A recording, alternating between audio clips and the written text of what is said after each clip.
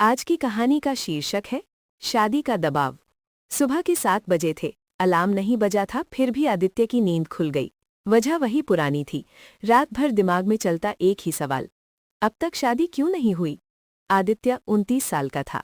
अच्छी नौकरी, ठीक ठाक कमाई, अपना छोटा सा फ्लैट। बाहर से देखने पर सब कुछ सही लगता था, लेकिन घर के अंदर माहौल बिल्कुल अलग था। डाइनिंग टेबल पर बैठते ही माँ की आवाज़ आई, आदित्य, आज शर्मा जी के यहाँ जाना है। उनकी भांजी देखी है हमने, बहुत समझदार लड़की है।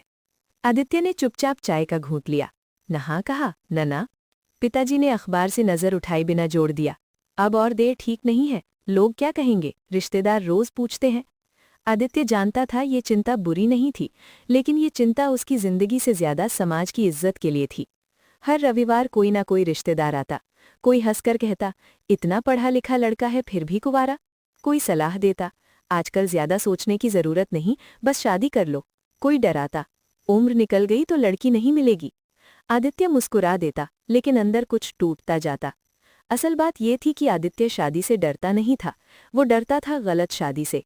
उसने अपने आसपास कई शादियां देखी थीं, जहां दो लोग साथ तो थे लेकिन खुश नहीं थे, जहां सपनों की जगह समझौते थे, जहां प्यार नहीं बस निभाना था। एक शाम आदित्य अपनी छत पर बैठा था, ठंडी हवा चल रही थी। तभी नीचे से पड़ोस की आंटी की आवाज आई, देखो तुम्हारा बेटा तो अभी भी अकेला है। माँ की चुप्पी ने आदित्य को चुभा दिया। उसी रात उसे अपनी बहन नेहा की याद आई। नेहा ने भी समाज के दबाव में शादी की थी। आज वो हंसती तो थी, लेकिन आंखों में थकान साफ दिखती थी। एक दिन नेहा ने उससे कहा था, भैया, शादी मत करना सिर्फ लोगों को खुश करने के लिए, रोज खुद से झूठ बोलना पड़ता है। वो वाक्य आज भी आदित्य के दिल में गूंजता था। एक रात आदित्य ने हिम्मत जुटाई।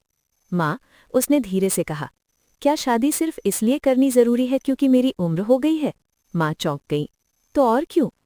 क्या आपकी खुशी, आपकी पसंद मायने नहीं रखती? आदित्य ने पूछा।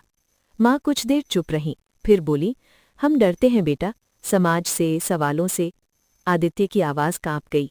और मैं डरता हूँ पूरी जिंदगी गलत इंसान के साथ रहने से। पहली बार माँ की आंखें भर आईं। अगले दिन पिताजी ने आदित्य को अपने पास बुलाया। तुम्हें पता है, उन्होंने कहा, मैंने भी शादी दबाव में की थी, निभाई है, लेकिन कभी खुलकर जिया नहीं। ये बात आदित्य ने कभी नहीं सुनी थी।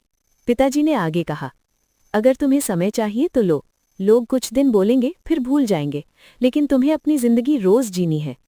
उस दिन आदित्य के कंधों से जैसे कोई भारी बोझ उतर गया। रिश्तेदारों को जवाब देना आसान नहीं था। फोन आए, ताने मिले, चुप्पी भी झेलनी पड़ी, लेकिन आदित्य पहली बार खुद के साथ ईमानदार था। कुछ महीनों बाद बिना जल्दबाजी के, बिना दबाव के उसकी मुलाकात अनु से हुई।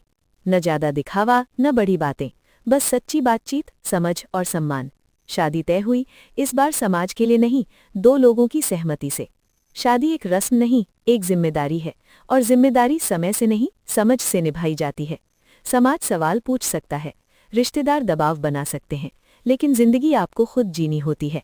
गलत समय पर लिया गया फैसला पूरी उम्र का बोझ बन सकता है।